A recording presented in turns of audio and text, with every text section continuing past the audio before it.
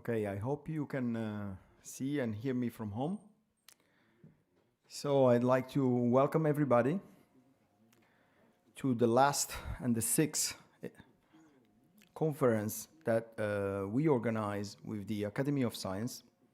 It has been a long journey. We touch many angles, many challenges that are currently dealt with by science. I remember attending the one on artificial intelligence, oceans, and today we talk about the sky. You know, I was just chit-chatting before with the students that are going to be interviewing our two guests. And I said, per aspera ad astra. So we went through quite of a journey, and now we look at the sky. And yes, human beings always put a lot of hope in the answer coming from the sky. All sorts of answers. Sometimes they got answers that were not really in line with their expectations. Just think about Galileo. He went in prison, you know? And then he had to abjure his own belief in order to survive, because the answer was not in line with the religion, with the belief of that time. But still was the right answer. And it has a lot of impact on human beings. And it has always been like that. But I know that we always ask ourselves, why it is relevant to go to Mars, to the moon, to study the sky, when we are, deep in so many problems in the Earth? But at the same, we could say why it's so relevant to study the very small things, the atoms and stuff. And still, we always find an answer in science.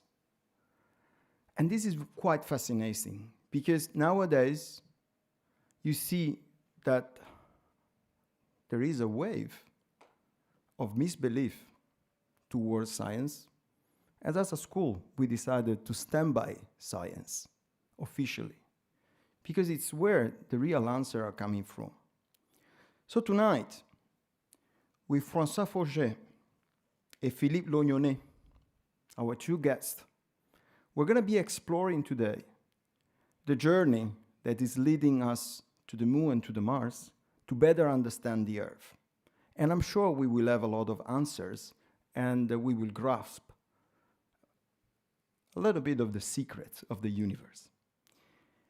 So without any further ado, I ask Sven to do the introduction of our two guests, and then we will deep dive into this debate, which I'm sure is going to be very interesting and very, let me say, with the nose up in the sky.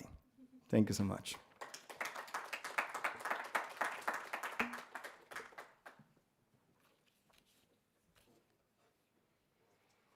Good evening, ladies and gentlemen, dear colleagues, fellow space enthusiasts.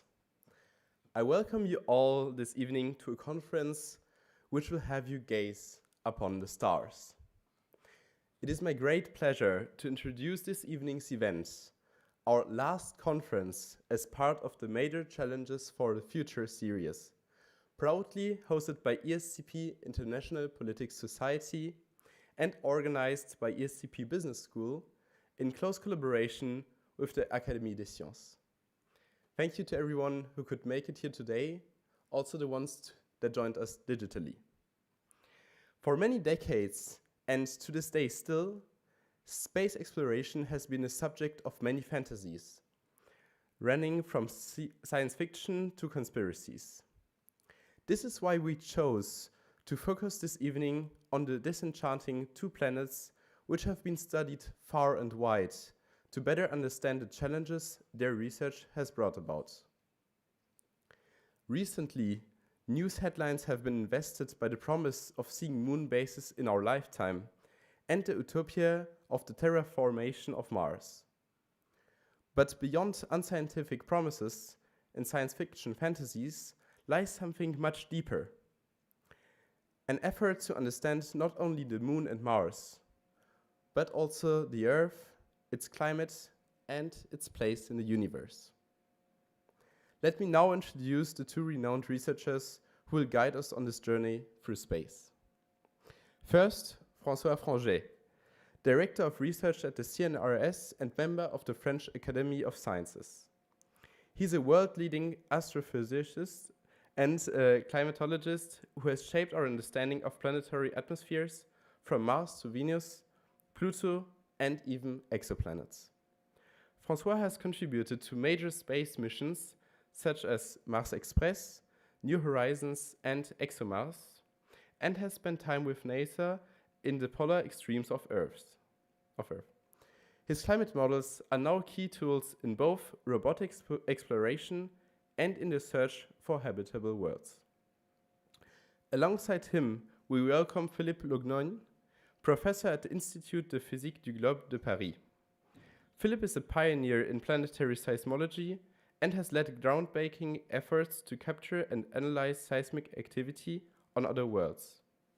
As part of NASA's InSight mission, he helped place a seismometer on Mars, giving us, for the first time, direct evidence of tectonic activity beyond Earth. His work bridges deep space exploration with critical research into Earth's own geopolitical behavior. These are not just experts, they are architects of the future of space science. And tonight they will help us explore why lunar and Martian exploration is not just a scientific frontier, but a mirror through which we may better understand our own planet. Before I conclude, one more important announcement. And it's arguably just as essential as oxygen supply on Mars. After the conference, we invite you to stay for some free pizza and conversation. It's a chance to digest the science, share your thoughts, and connect with others who are just as curious as you are. So, let's get ready for liftoff. Please join me in giving a warm welcome to François Forget, who will take the stage first, and Philippe Lognonné.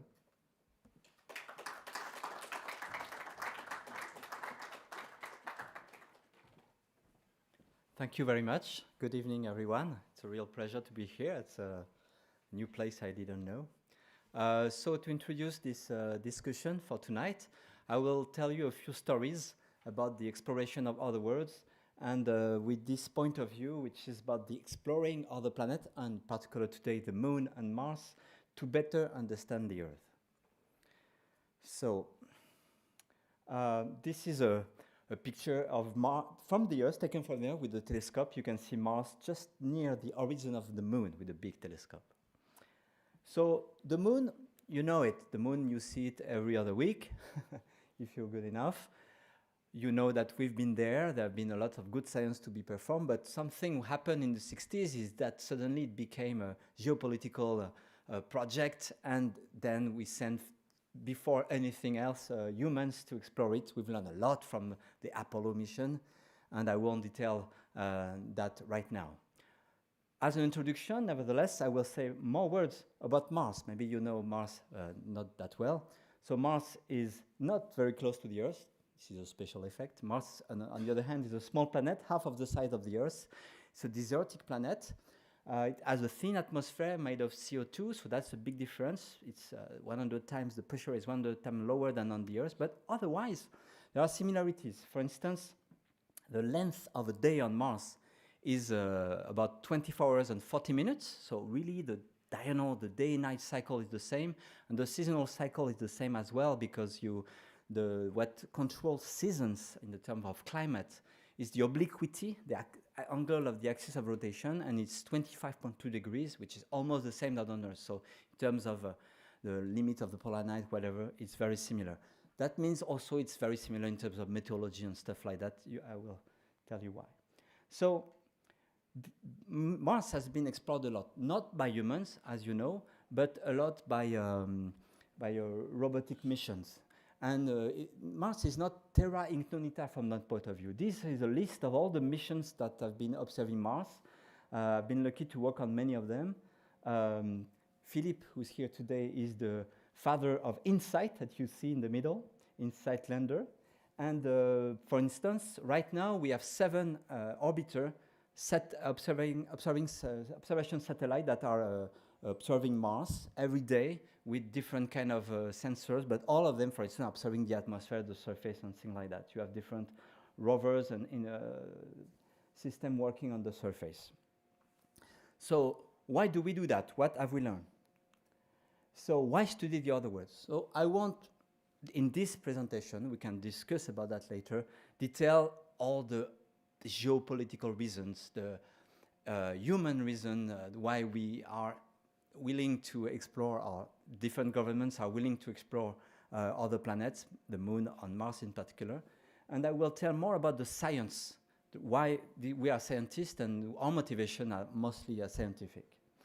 The first reason why we study these worlds is very basic, fundamental research. Just like we study black hole or galaxy or whatever, it's for us always very interesting to understand if we can understand other worlds by applying universal equations, understand the physics, the chemistry that we know works, and explain what we observed.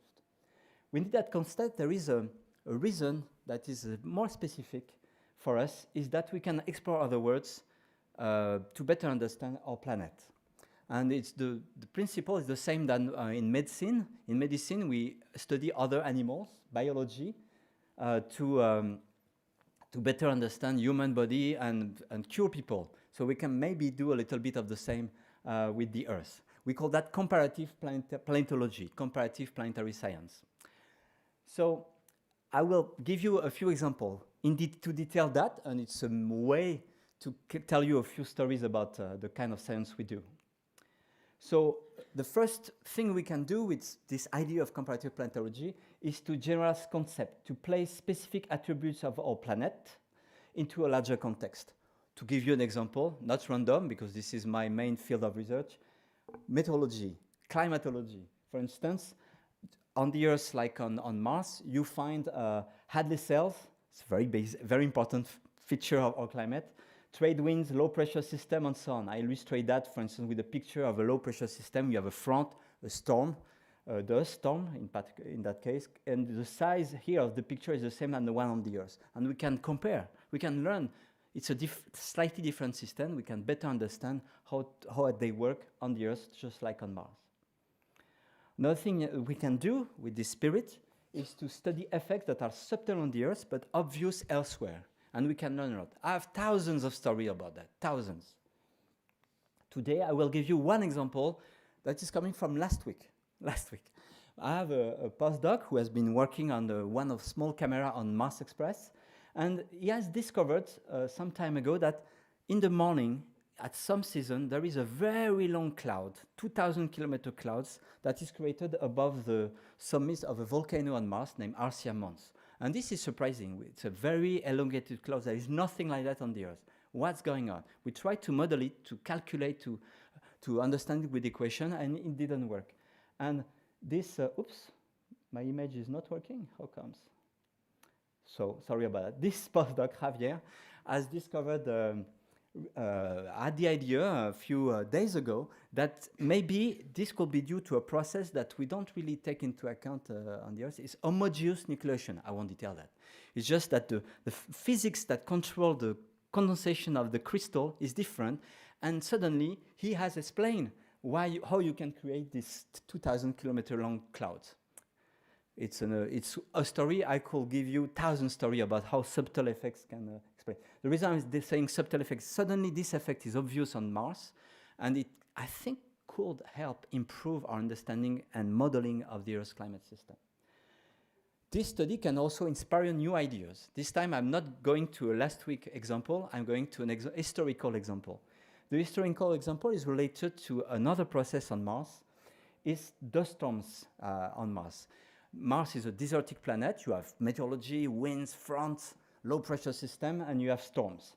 This low pressure system lifts dust, and at some season on Mars, you have very large dust storm going on. And some years, but not every year, you have storms that become global, and suddenly Mars becomes completely shrouded in a big dust event, big dust storm. You cannot see the surface anywhere, and there is nothing like, no meteorological phenomenon on the solar system that you can compare with. This is very impressive. This happened in the past, in 1956, and in 1971, the first orbiter sent by NASA to orbit Mars arrived during such a dust storm. Nothing could be seen, just dust, that's it, nothing on the surface. They were disappointed. This was Mariner 9. One of the leaders of this mission is a famous American scientist named Carl Sagan. Carl Sagan was impressed by that. He tried to understand what was the meaning in terms of climate and realized that if you put a lot of aerosols, at the time it was not obvious, it can cool a lot the surface of the planet. Okay, but what if this could happen on the Earth? Of course, nature does not create global dust storms, but he realized that if you create, for instance, if you have a lot of nuclear, thermonuclear explosion, you could, with all the fire and everything, you could lift a lot of aerosols, and this could cool the planet. He made calculation and demonstrated. This is the booth, one of the books he wrote, Carl Sagan, Richard Tuco. He discovered the theory of nuclear winter. If we have too many explosions, you cool the climate and you kill everything on the Earth. So they wrote a book, they demonstrated that this process could affect the entire life on the Earth, and this played a key role in all the negotiation in the 70s to reduce the number of nuclear weapons. So all these negotiations were based on the discovery on Mars. It was a new idea. Another thing you can get on other worlds is you get data that you can only get on other worlds. So it's like genetic. I tried to find a good example, but I could not.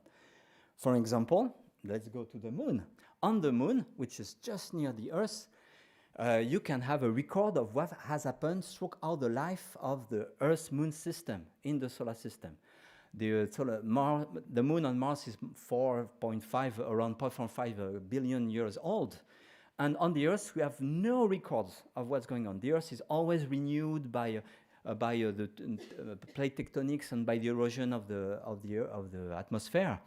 The moon has been there. Of course, you have had a little bit of geological activity, but you have the record of the bombardment of asteroids for many, many years. You also have the records of, for instance, the accumulation of particles from the sun. And if we go there, maybe we can understand better that. What has been done since the Apollo era is that we have been able to date different regions of the moon, and we know now quite a lot about the history of bombardment, and this, of course, helps to explain some of the things that we observe on the Earth, and it also helps a lot to explain what we see on the other planets. In particular, on Mars, this is an image of Mars, and you look carefully in the south, you also see a lot of craters. This is because the surface, half of the surface of Mars is very old, maybe 3-4 billion years old. And if you zoom in these areas, very often what you see is that, of course, you have craters because it's an ancient surface, but you see rivers and lakes. This is coming from a time when Mars was completely different than today. Today it's a desert, very thin atmosphere. At the time you had lakes and rivers. What happened then? This is very exciting because at the time Mars was very much like the Earth, and we know nothing. We have almost no records about what was going on the Earth. Everything has been eroded, recycled by plate tectonics, almost everything. And in particular, we have no information about at the time on the Earth, life already started, and we have no records about that. We have no idea how life started on the Earth. Maybe by exploring ancient lake from this time on Mars, we will know about what was going on. And this is what we do in many of our missions, all the big rovers that NASA has sent there with some French equipment. And for instance, Curiosity or Perseverance that are now exploring. We also always send them to the bottom of ancient lakes where you have lacustrine sediments, and we explore them, and it's very interesting. So far, the equipment have not been good enough to really explore sea, but we're making progress. For instance, I show you an example from yesterday. I mean, 2 days ago, a new discovery was announced by a French colleague, Caroline Fraissinet, and her team.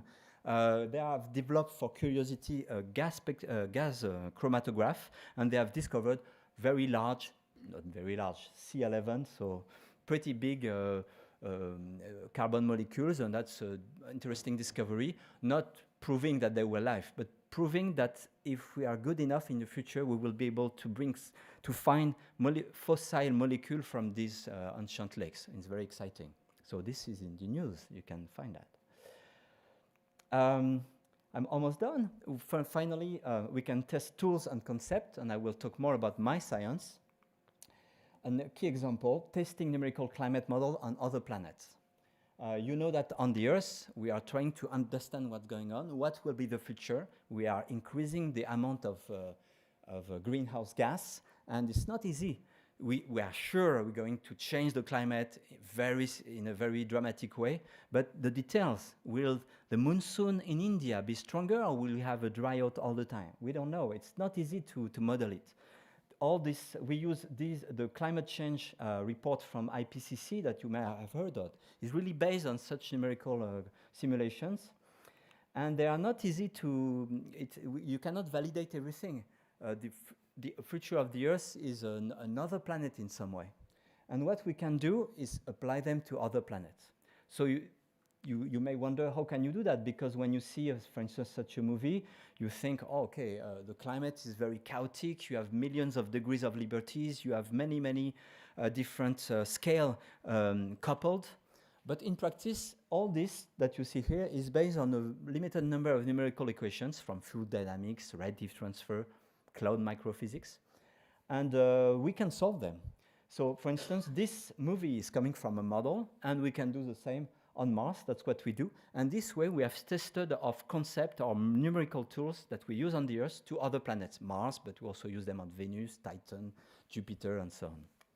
And what we have learned is that to first order, this global climate model that we use to understand the future of the Earth, to demonstrate the impact of human on climate, is working quite well, and we have to trust them, unfortunately.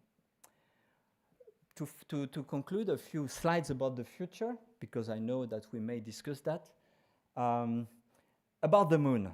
Of course, you all have heard that NASA, for many years now, along with the European Space Agency and many French engineers, is working on going back to the moon. When I mean going back, is sending humans to the moon.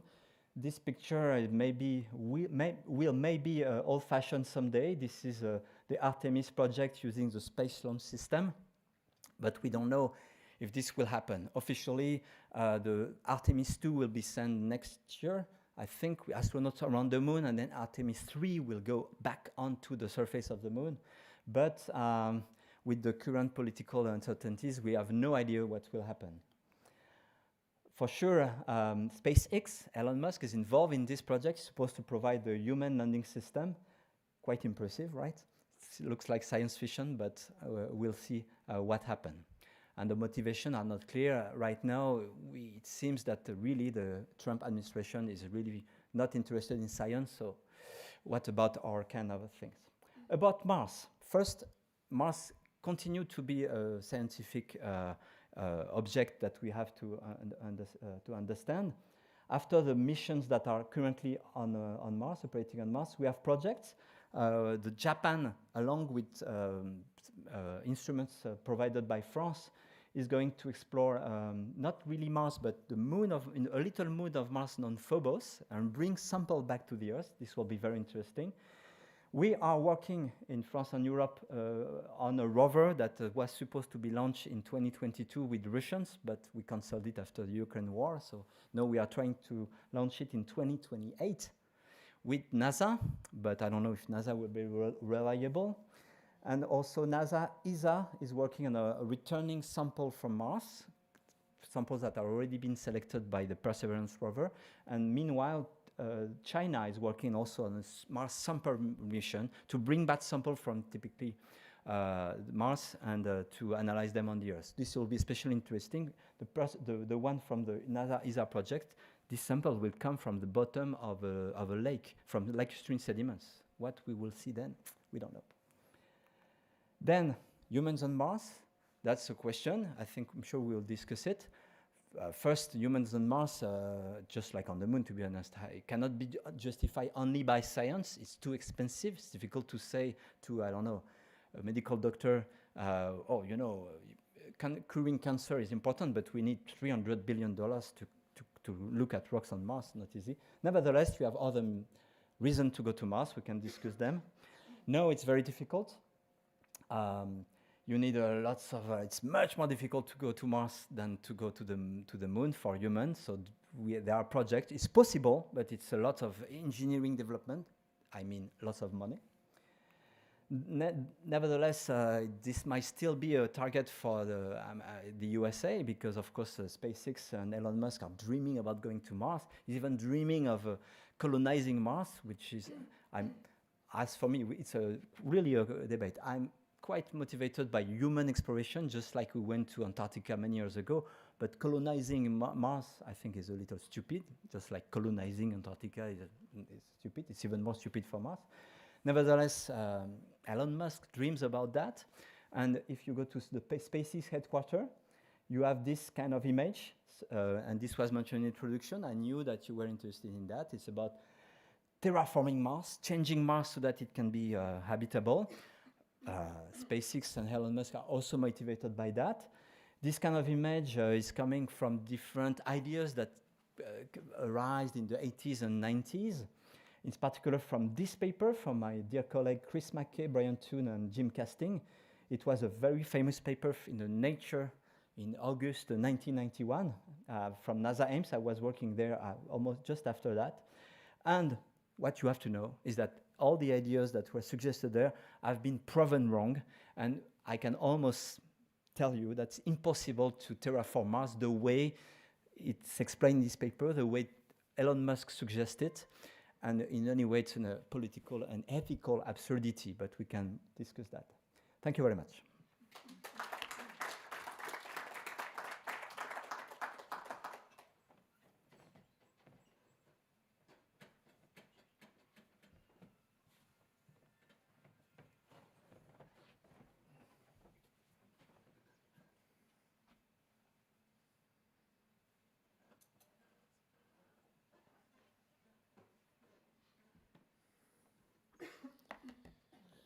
Okay, so thank you, and I will continue this comparative seismology view, but now I will go where we do not see anything, because I will go below the surface of the Earth, the surface of the Moon, and the surface of Mars. And I have to say also that many things I will show you are the results of a team, both in IPGP, Paris Cité, but also worldwide, because these are international missions. Okay, so I am a seismologist. So seismology is not a science, it's mostly a tool. It's a tool which is used to look inside the planet. It is also, of course, you know, a tool which is used to understand the quake, and therefore there are two branches: seismicity, everything related to tectonics. Why we have quake? The very key point is that if we have quake on the Earth, it is because the Earth is a living planet, and therefore it will be a tragedy to have no quake, because it means that that planet will die. So therefore, in some way, having a planet active is very important. This started almost 150 years ago on Earth, and now we have a network. We have thousands of stations. We have many tens of global stations. We do see the convection of the Earth. So we do very, very detailed picture of the inside of the Earth. It's a little bit like, tomography, like echoscopy on the medical sense. And therefore, that idea to use seismology to go inside the planet was obvious at the time of planetary exploration. What is really interesting is that Sputnik 1 was launched in 1958. And in 1962, 3 missions with seismometer were launched to the moon. They all failed. But you see, 4 years after Sputnik 1, seismology was already starting to go to the moon. It had to wait the Apollo mission to be operational. And after many attempts, we have succeeded together with Bruce Bannert, who was the PI of the InSight mission. I was the PI of the seismometer. We have succeeded to convince NASA to select Earth and to perform seismology on Mars. Okay, so why we do this? Again, as said by François, this is made for basic research. And the basic research here is to understand how the planets were formed 4.5 billion years ago. 4.5 billion years ago, we know that we had what we call the accretion of planets, small bodies with collision of small bodies, growing planets around the sun. We know that something like 4.4 billion years ago, a planet almost like Mars impacted the Earth and generated the clouds of debris, plasma, and then the moon formed. And I think this is why we go there. So we had 4.5 billion years of story, with very complex stuff. And we want to go there to measure the size of the core, the size of the mantle, the size of the crust, because this is the end product of the planetary formation.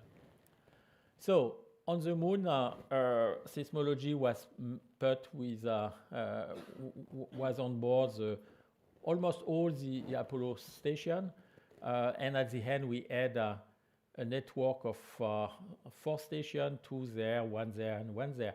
And we had also on Apollo 17 a gravimeter. And believe me or not, the goal of that gravimeter was to detect gravitational wave, making the moon vibrating. Okay, this failed, and we got the gravitational wave a little bit later. But we are working together with a colleague from France and from the States to design a gravitational wave sensor on the moon for maybe 10 years or 20 years. So, and the first discovery was to find that we have a lot of quake on the moon, which seems strange, because we all have in mind the fact that the idea that the moon is dead, but it is not dead. First, it is orbiting around the Earth, and because of that orbit around the Earth, we have tide generated by the Earth on the moon, and this tide are generating quake every month. In some way, more than 13,000 quakes were detected during 7 years. We have also a lot of impact. There is no atmosphere. It's a terrible planet for François. Even if there is a little bit of atmosphere, but that atmosphere will be destroyed by the future mission landing on Mars. Every time there is a mission landing, it is destroying for sometimes the atmosphere because it is so tiny that there is very little mass there. But because there is almost no atmosphere, everything, falling from the sky is hitting the surface, and this is why we have many, many craters. We have 4,000 impactors per year of 1 kilogram or more, and everything can be detected. And one example, if you have a spacecraft which will hit the surface of the moon, so that spacecraft will generate seismic wave propagating everywhere in the moon, and then you can record that. And with this record, you can measure the thickness of the crust of the moon. And that thickness is very important because these are all the light elements which went up when the moon was molten. And it tells us how many light elements we had on the moon. And also with the deep moon quakes, those generated by the tide, it is possible to get wave bouncing at the bottom of the mantle. And this wave have been able to demonstrate and to show that there is a liquid core. And this is a very big surprise. So when I started geophysics, and when I was assistant professor the last century, that discovery was not made. And everybody thought that the moon is small, and because it is small, it is cold. And because it is cold, it is fully solid. And this appeared to be completely wrong. And therefore, I was sure 30 years ago that it was correct, but it was completely incorrect. So now what we know is that we do have a liquid core. And why this liquid core is important? Because this liquid core, you have to keep in mind that it is not coming from the sky, it is coming from this Mars-sized planet impacting the Earth.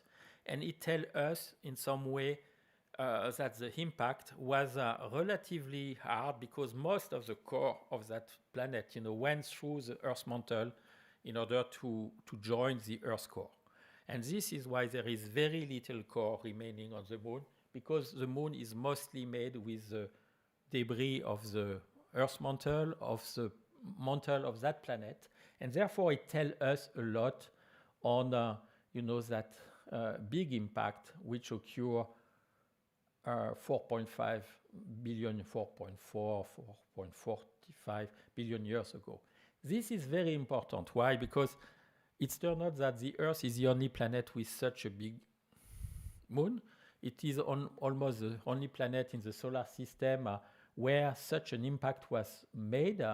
This impact put a lot of energy in the Earth's mantle, and it's turned out also that there is life on the Earth. And the Earth was habitable for 4.5 billion years. We have plate tectonics, etc. It is possible that everything, all this story is linked, and also the plate tectonic is a subproduct of this impact. So therefore, this is why, after having made Mars lunar mission, I was a child at that time, but I contributed to the recent processing of the data. So we put the effort to go to Mars. So this was a long, many years of work, but finally we were selected in 2010, and we landed on Mars in November 26, November 2018. The seismometer, was on the deck, and after that, after the landing, we used the robotic arm to put the seismometer on the ground, and then we started to measure seismic wave from Marsquake. So what was the discovery? The first discovery we made, which is honestly something incredible, is that half of the quake we detected are coming from a place called Cerberus Fossé, where almost every 2 weeks you have a magnitude 3.5 quake. And what is really incredible is that we knew that in this Cerberus Fossé we had volcanic activities in the last 500,000 years. So therefore we have all the volcanoes there, and today we still have quake. If I give you an analogy, you know that the volcano from Massif Central, they were active less than 20,000 years ago, but there is no magnitude 3.5 every 2 weeks in Clermont-Ferrand. So therefore, you see that there is something strange. It is a place where we had volcanoes. These volcanoes are most likely dormant, and there is an activity, a tectonic activity. Even if it is not plate tectonic, it is most likely volcanic tectonic. And of course, we have been able also to detect the wave bouncing at the core, and it was again a big surprise. So we first detected wave bouncing on something liquid, and it was in the data processing. And then at some time, we had a very big quake, which was there, but it will not go through. We had a big quake which was related to an impact, and that big impact generated wave which were propagating near the core mantle boundary. And this wave told us that there is something strange there. We made a lot of work, and at the end, we end up to the conclusion that the only way to explain this wave was to have a liquid magma layer at the bottom of the mantle. Okay, so I will finish here for the comparison between Mars, Moon, and the Earth. first in terms of seismology, in terms of seismicity. So it is not that much a surprise that the Earth is much more active than the two other planets because of plate tectonic. Between the start of InSight on Mars and the end of InSight of Mars, we had 16,000 quakes with magnitude larger than 4.7 on the Earth, and we had only one quake on Mars. So you see there is a big differences in terms of tectonic activity. And during the same time, we'll have only 15 shallow moonquakes on the moon. Most of the other will be deep moonquakes. So therefore, the planets are very different in terms of seismicity. But there are also a lot of differences. For example, there is, and this is a very important parameter for Claude Jopard, because he made a lot of work on the Earth, to understand the boundary between the lithosphere and the asthenosphere, where the heat start to be conducted by heat conduction instead of convection. And now we have been able to measure the thickness of that lithosphere. On the Earth, it is very thin. If you go in Iceland, it is even a few kilometers below the surface. But in many, many places, it is of the order of 100 kilometers. When you go on the moon, it is 800 kilometers. And when you go on Mars, it is 400, 500 kilometers. So you see, we have been able to measure that. And that thickness gives us the insulation, which is keeping the inside of the planet very warm. So, and therefore, now we are able to compare this planet. We are able to compare this planet with the interior structure. And what we found, and this is a big surprise, what we found is that most likely at the bottom of the mantle of Mars there is partial melting. Most likely at the bottom of the lunar mantle there is partial melting. But we do not have that on the Earth. When we started, the mission, we had the feeling that, okay, we will take the Earth and then we will have almost the same type of structure. But it is not the case. So the Earth is very different from the other. Okay, now the future for the end of my talk. When we do a space mission, we have a spare unit. Meaning a completely a complete instrument. We had the idea, okay, so why not to use our spare unit of Mars for going somewhere else? And therefore we convinced CNES to use this spare unit. And now we succeeded in the sense that we have one seismometer, one of our spare unit, which will go that time on the moon. It will be launched next year in October 26. It will go on the far side, and it will measure moonquake again. And here you have that instrument. The seismometer is there. There is a pack of battery, and this is a completely autonomous system which was built again between GPL, CNES, and IPGP. But at the same time, there is this Chinese program.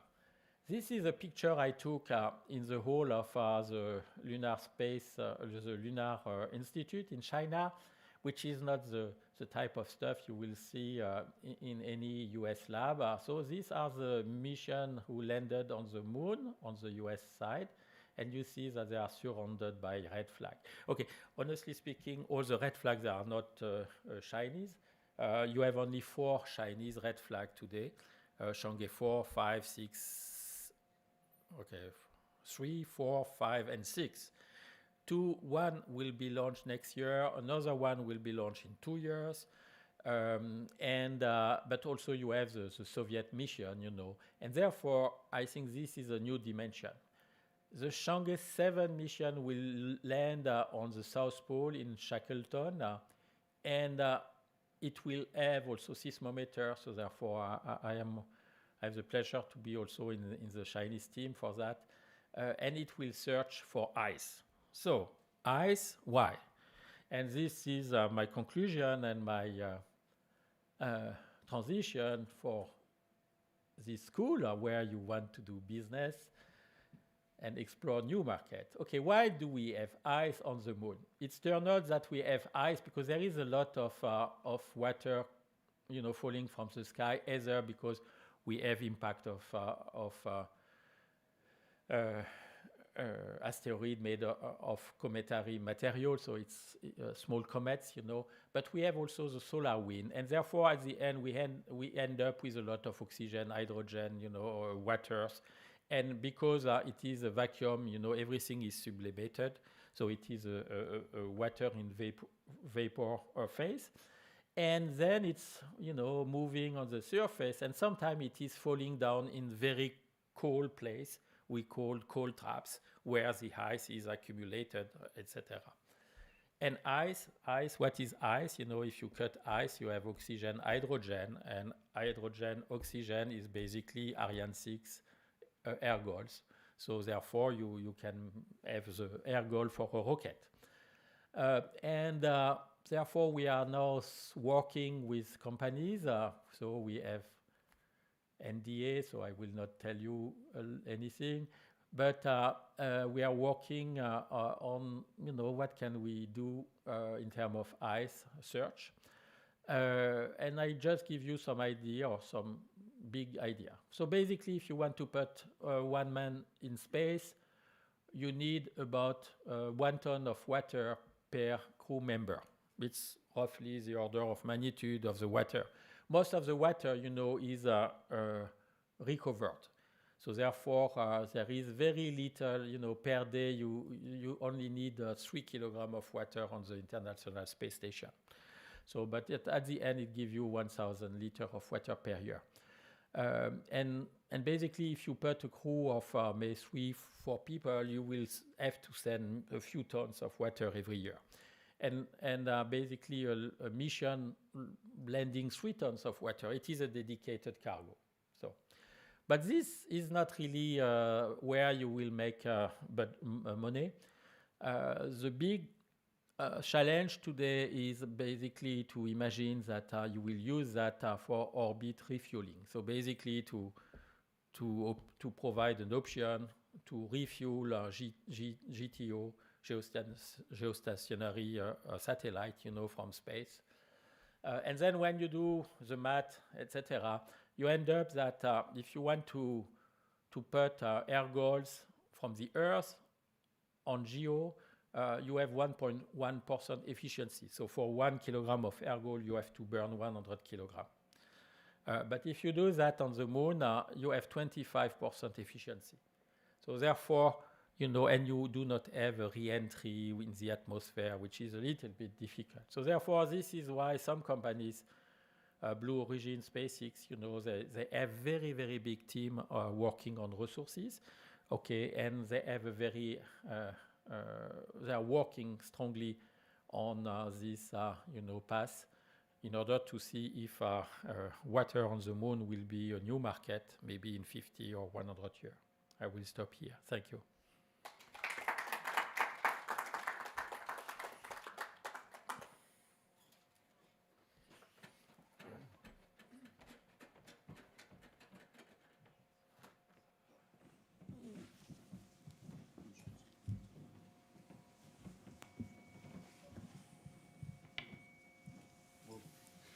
Thank you very much for both of your presentations. It was, whoops.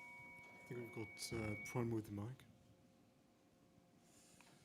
So many thanks for your presentations. It was quite insightful, and I think I'd like to begin this discussion by coming back on one of the topics you mentioned, Mr. Forget, which was the terraforming of Mars, which I think is something that is, well, as you mentioned during the introduction, something that is subject to many fantasies, and I wanted to have, like, maybe if you could provide a bit more details on what do you think it's not possible, and in what way, like, how could we envision it in the future? I mean, is it possible for if it's possible for humans to go on Mars, will we see it one day, or for scientific research, or?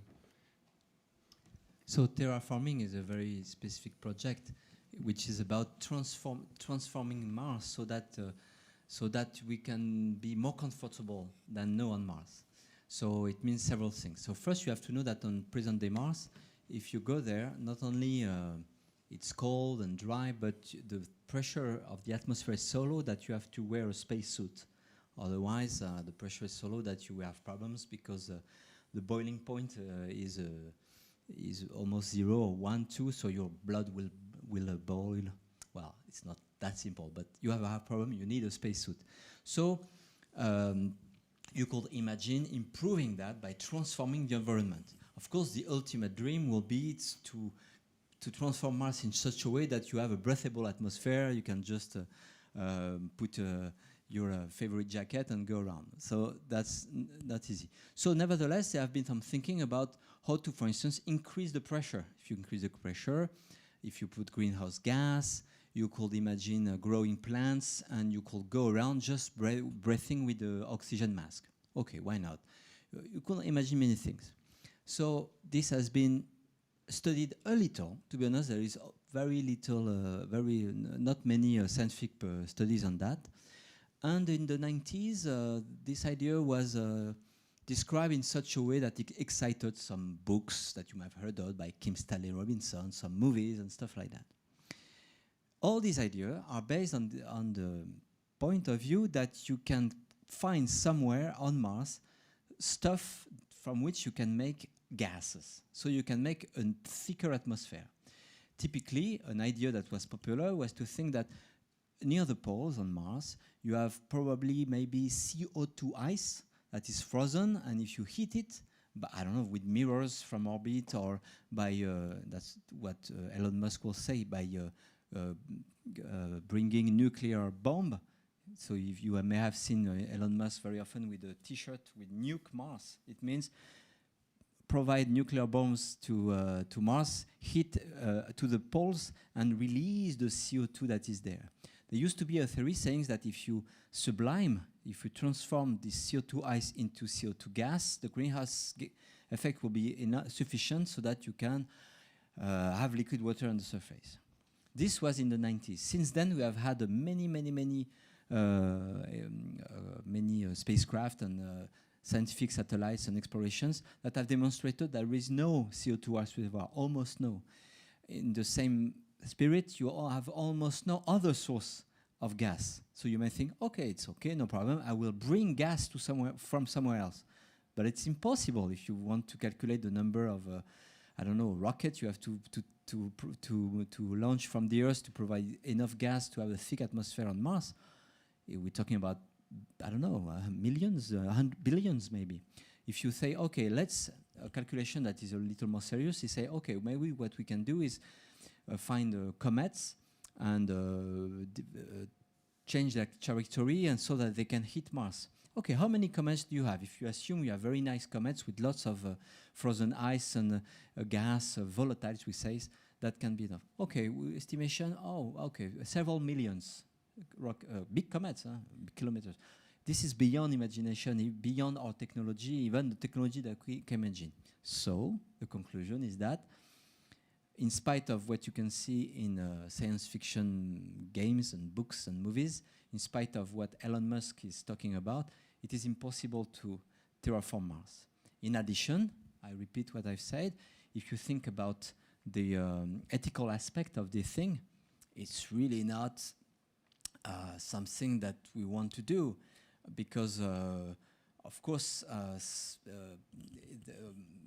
some people have said ecology or ethic is to favor life everywhere, favor nature, life. So that they say it's an ethical project, it's an ecological project to terraform Mars so that we can bring life elsewhere. But this is old-fashioned ecology, in my opinion. Nowadays, we tend to say we should protect the environment, nature as it is. In particular, it is not impossible that somewhere on Mars, in particular in the deep subsurface, there might be still living organism. It's not sure at all, it's a speculation. But if there is remnant of past Martian life deep in the subsurface that we can study, and if we kill it by doing stupid things, it will be a crime. So that's my point of view. I hope you were not a big fan of transforming Mars into a planet B. It's a really ugly word. It's not a good idea. We'd rather fix the Earth and maybe explore Mars someday. But terraforming Mars, I think, is impossible and in some way stupid.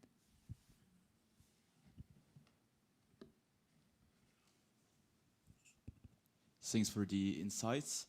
Now, I really want us to delve into a topic that I really found interesting. It's this international collaboration with the NASA, the ESA, the JAXA. How do they shape missions, like you mentioned, the MMX, for instance? Are there unique challenges or benefits to such partnerships in those missions like MMX or seismic missions, like you mentioned? So. Yes, I can start. Okay. Okay, so I will start. I will give you two responses. The first one is the response from a French side. Okay, France is a small country. Sorry to say that, but it is a fact.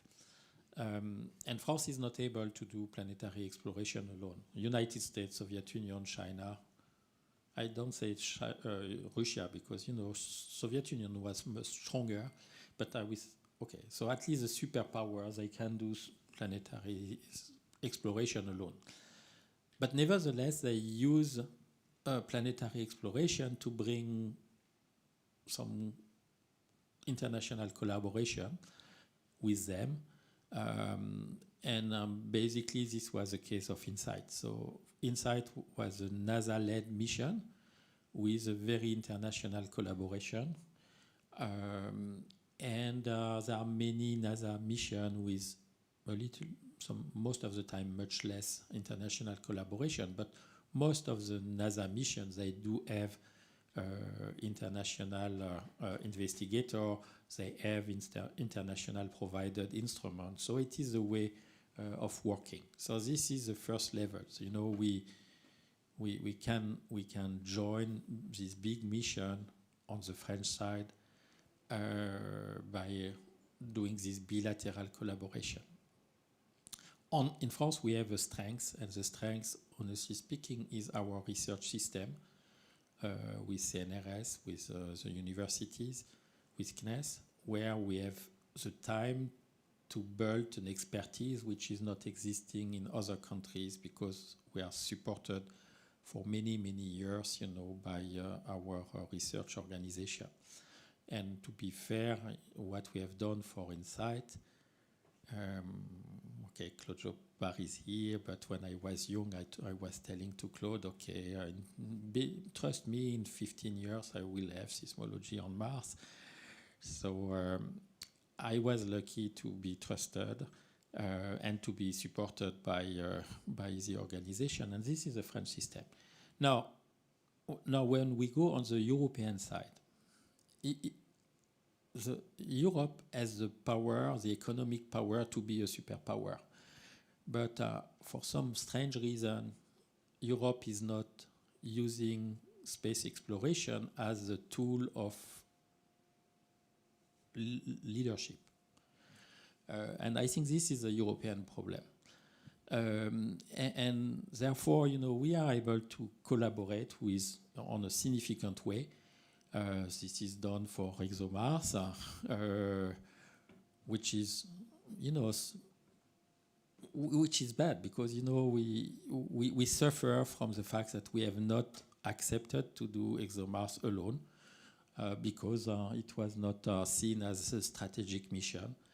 It is done for the sample return, but we have a lot of energy, a lot of industry, but we suffer from the lack of leadership in Europe in space exploration. It's not that bad.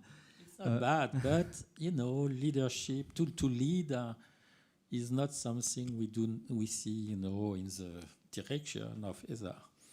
So what I would like to add is the fact that for robotic exploration and science, but also for human exploration, because it's not motivated only by science, but it's driven a lot by science, all the work on the space station and future exploration of the moon. So what I want to say first is that science is really international. I don't know if in a business school you realize that, but really almost all domains of science is really international. We collaborate a lot with all the countries. It's the basis. And in space is also true. You could have, I sometimes realize that we're so used to that that we don't realize, but I sometimes realize that for the public can think that there is a competition, we want to be first there and there. But in practice, it's somewhat true, but what happened at the science level is that we collaborate a lot, we use data from NASA, China, we can use them and analyze them, write scientific papers, make discovery. So if I repeat what, not really repeat, but if what Philippe has said, it is true that from the French point of view, exploring a planet with a robotic mission is quite expensive, so we share the cost. First, at the European level, we have this European Space Agency that, frankly, has been able to create a very nice space missions. Right now, we have a big mission going to the Jupiter system, to the Mercury system. We have several orbiters around Mars, and so on, so on. Purely European, so it's nice. But also, in the spirit of what we just say, with other countries, we always collaborate. And since in France we have a very good expertise in some technology to do scientific experiments, well, we can have really a front row seat in these missions for not that expensive, but you can be key members of some missions, and it's quite exciting. France is a very nice country to do planetary science and exploration these days. Thank you for your response. I would now like to come back on your presentation, Mr. Lognonné, especially on when you talked about lunar refueling for satellites. I wanted to know, like, your opinion on, do you think is it really something that you could see being developed on a large scale in the future, or would it be something too costly to be implemented, like on a large scale for example, in all missions, or what is the actual scale of this solution? Okay, so at that time we do not know if that market will be possible. Okay, if benefit might be generated by this market. Why we do not know? Because we do not know the amount of water which is stored, on the lunar surface. If it is only a few millimeters, at the surface, okay, it will not be useful. But on the other hand, if it is, say, 10 meters or 20 meters at some place, it might be a lot of water there. After that, the second point is, okay, so the refueling stuff is basically interesting for refueling satellite in Earth orbit, or providing the fuel for planetary mission. And therefore, if at the end, yes, we find a large amount of water, this is the only resource on the moon where you can imagine to get some profit after 50 years or 60 years of activities. So therefore, these are very long-term profit. Okay, after that, this is business, it is politics, etc., etc. There is something which is interesting in the history, is that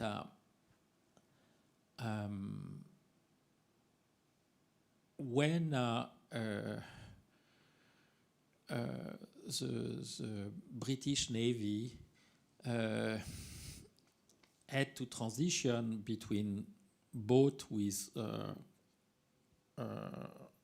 charcoal and a boat with petrol, at the beginning of, I would say just after the First World War. At that time, this triggers the interest of England to go to find place where you will find, petrol, oil. And in fact, oil was not interesting at that time for, car, etc. It was mostly for the Navy. And I think that there are some people, in the state who are considering that long-term view. This is not something we have in France, but one of the questions they have is, okay, what do you need for the planetary exploration and space predominance in 100 years? And some of the people believe that the air goal on the oxygen and the hydrogen on the moon might be a way to proceed. I would like to have a word of caution is that this water that has been indirectly detected in the craters at the poles of the moon, because they are in permanently shadowed regions, so it's always cold, that's why the water is trapped. This water might be a scientific treasure.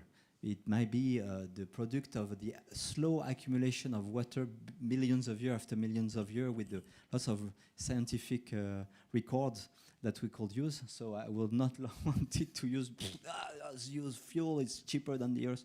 So I don't know, we have first to better understand the nature of this water and we can discuss later. Thank you for the insights. Now, I would like you to answer a question regarding AI, as it is taking more and more importance in our everyday life. Has AI, and I think it has, transformed the way we explore Mars and the Moon, particularly in missions like Mars Insights or other lunar rovers?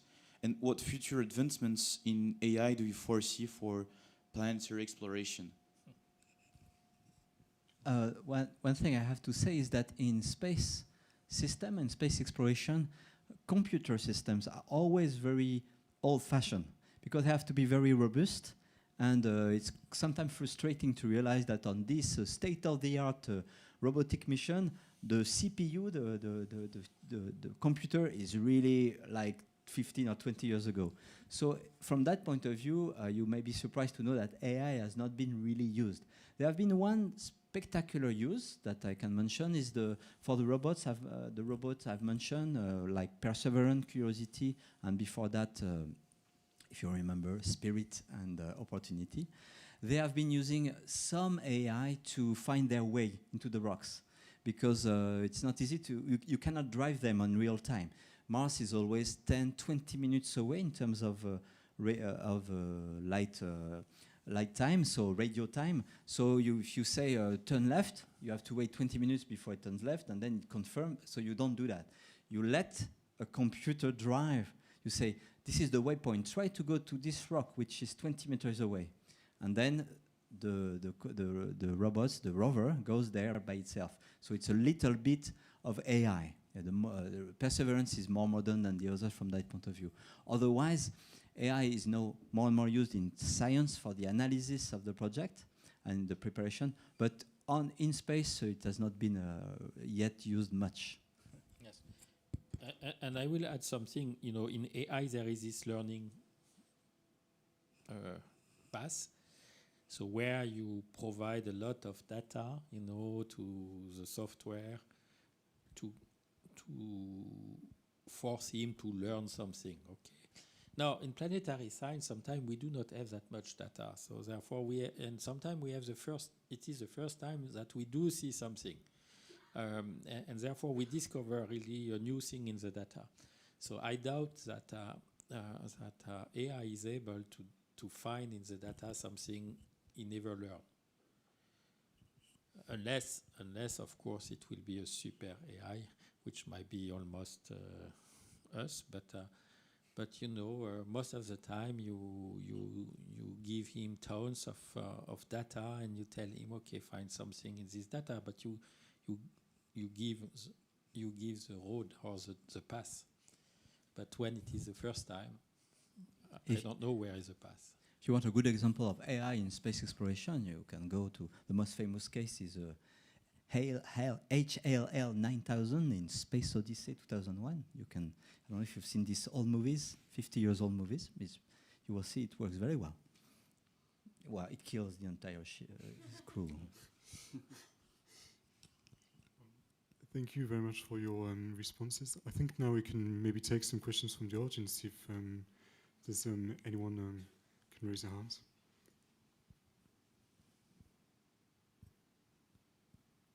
No? Well, in that case, I might have like another question, like maybe to come back on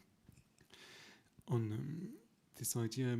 Because you said that for now AI is like completely useless in space. Maybe, and you said that we also use like computers. It's data not like yet used. It's not useless. It's not yet used because space computer systems are always robust and a little old-fashioned. But in that case, what kind of anticipated my question, which was, do you know maybe if there's like length of time, like how much time would it take for computers to be more advanced, so we can use maybe like some more recent versions for space? And how could we maybe see like kind of, as we see today, like a revolution of AI, how it kind of changes the way we work today? Could we see maybe something like this for the space industry in like 50 years in that case? Or Okay, so more or less, we fly technology which is 15-year-old, more or less. Now, there is another problem of AI. AI is very much, okay, you need a lot of power to run a AI system. And therefore, the problem on the Earth, we have the power. In space, the power is not that easy. So therefore, at the end, AI in space will be interesting if the power to use it is less. There is a gain. If there is no gain, I give you one example. You can use AI because you will transmit only a few % of the data you get. Because to transmit 100% of the data, you will need a lot of power of transmission. But if at the end the cost of AI in terms of power is the same as transmitting all the data, I do not see the interest. I prefer to get all the data on Earth and to use AI on Earth instead of losing the data in space. I think you're old-fashioned. I'm convinced that in 20, 30 years from now, AI algorithm and system will be used all the time to do everything. So I disagree in some way, but not yet much. That was the point. But in the future, for sure, this will be adapted and used so much that just like always, it will be used up there for many things.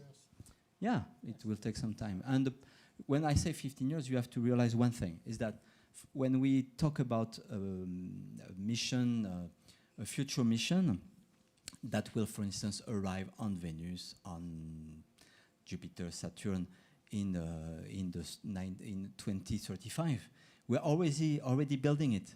So even the mission that they are 10, 15 years from now, we are already building them, because they won't use much that technology then.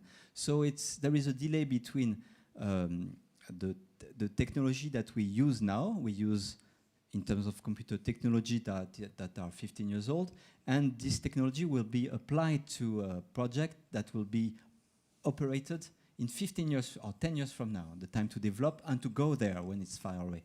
So that's why it takes some time, but ultimately, I think you're right, it will revolutionize, and we will use the best of the AI algorithm to drive, to treat the data, to choose, to make some choice in real time and stuff like that. Any question in the audience?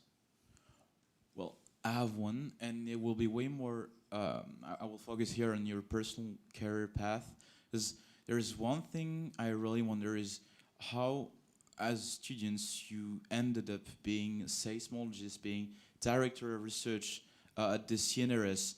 How did we end up in those career paths, basically? Because I don't think it's really common. Well, I used to think that, but it's not. Well, I used to think you had to have a special luck or something like that to to get involved in this kind of science. But I was wrong. So if I very quickly, as for me, I was a very standard student, of course, doing math and physics, go to the math sup, math space, stuff like that, join engineering school, and at the time in the engineering school, I didn't know about science, really. So I started my career as an engineer, and I was, at the time, I was a little naive. I wanted to be an explorer, adventurer, I don't know. I wasn't sure, so I worked started in the offshore industry, and then joined CNES. CNES sent me to NASA, and then I realized I worked with scientists and realized, wow, science is cool. I want to do that. So I came back to France, and I did what I should have done from the beginning, probably what Philippe has done. To become a scientist, you just have to do a PhD, so a doctorate. And it takes 3 years. You are just a young scientist, and then you are paid. And then you have a PhD, and then you try to apply to a position, and if you get it, you can become a scientist. And something I want to stress on is the fact that planetary exploration seems exciting, but all kind of science is also exploration and exciting. So you don't need to be Einstein, you don't need to be lucky, you just need to like it and be good in math and physics, for instance, in that particular kind of science. And then just try. You don't have to be. I remember when I was a student, I met a colleague of mine, and I asked him, "What do you want to do?" He said, "I want to be astrophysicist." And when he told me that, I said, "Wow!" He could have said, "I want to be a Hollywood star or a rock star." I would have said, I would have had the same impact. But it's not true. To become an astrophysicist or any kind of scientist, you just have to do some studies, and you don't have to be a genius. Yes, I think that of course, you do this job because you love science and you love research. But after that, the path is a succession of there is a little bit of random, so I am a little bit like François. So I made a classe préparatoire, grandes écoles, an école normale, etc. But after that, I was hesitating between particle physics, geophysics, and then I was attracted in a lecture of geophysics, when I was at the master. And after that, because I was rather, because I was still, very much interested in quantum mechanics, I chose to do seismology on normal mode of the Earth, where basically it's the same theory, except that it is not quantum state, but it is in some ways a vibrational state of the Earth. And after that, in some way, when I was young, I am born. I was born in '63, so therefore I was 8 years at the time of Apollo, and I do believe that I am, I was very much impressed by the Apollo time, like many people.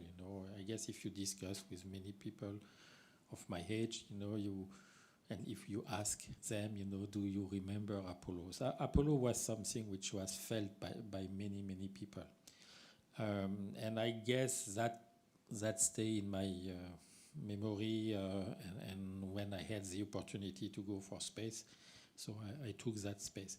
The other thing is that in space you are not doing research like in other fields, but you do research with projects. So you work with engineers, you are building an instrument, something which is really a project. And when I was also a child, I hesitated also to be architect, but in some way, when you do a scientific project like this, so you have to build something with people, and I think this is also something I like a lot in this type of work, to have a team and to end up with something which is built by the team, and on the top of that, going on other planets. I just had like one last question maybe regarding actually your remark, Mr. Forget, on the lunar refueling, on which would be how do we protect scientific treasures, to quote unquote remark, from, well, maybe from the business in a way, like how do we protect scientific interest from business interest? How could we do it, especially in space, which is becoming more and more subject to well, commercial interest in the recent years? Well, I think it's exactly the same question than for the Earth. So it quickly becomes a question of politics. In the past weeks, like everyone else, I'm wondering how stupid humans can be when they when they are discussing this kind of problems. So it's about the same problem than on the Earth. So far, for instance, if I take something closer to us, for instance, the different treaty that has been governing the protection of Antarctica, it has been a political masterpiece. The Antarctica Treaty, for instance, so we don't have no military action, no mining, no commercial, not much business in Antarctica. Nice. I hope that we will keep this spirit for the future.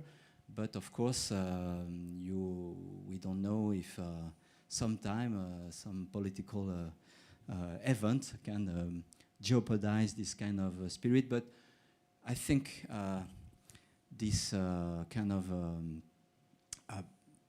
philosophy is doing like that. The idea, sometimes we're doing that, but on the average, I think we will.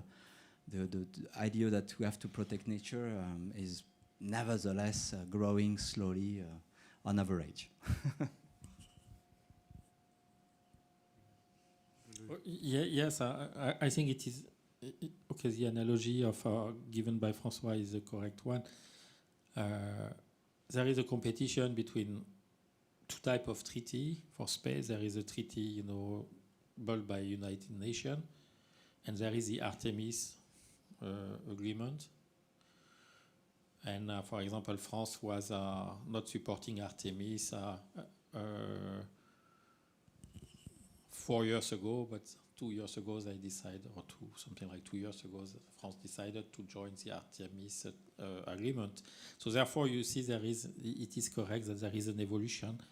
After that, it is. I do see the point of François on the water. Probably what will be the path, I don't know. What is clear is that you have two solutions.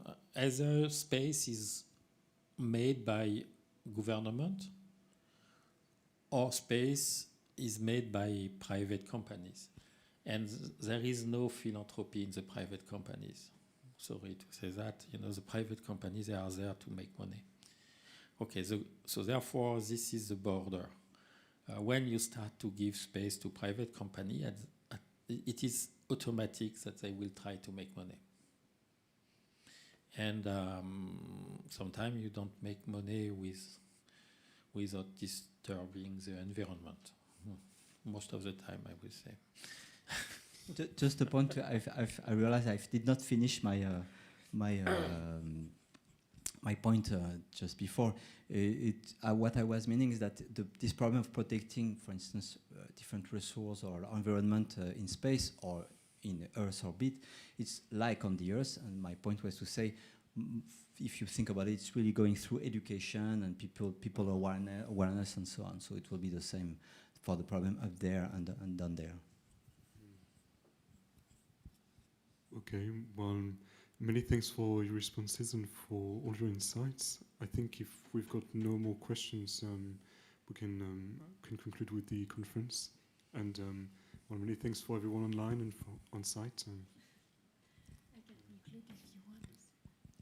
So I would like really to thank you, Professor Lognonné, thank you, Professor Forget, thank you for your moderation. Thank you very much to our students, and And you know that it is the last conference of this really amazing cycle of conferences in partnership with the Académie des Sciences. And I would like really, in the name of the whole ESCP community, to thank the Académie des Sciences, because really thank to you.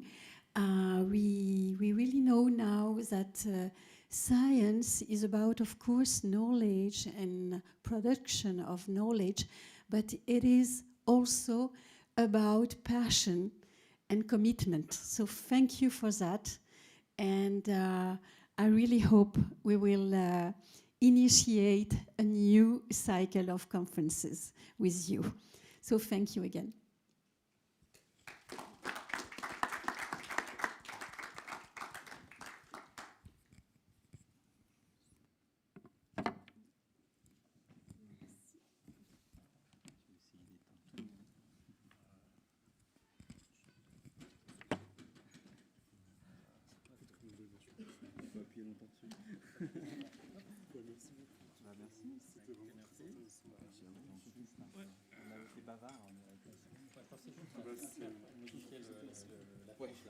C'est pas nous nous en charger.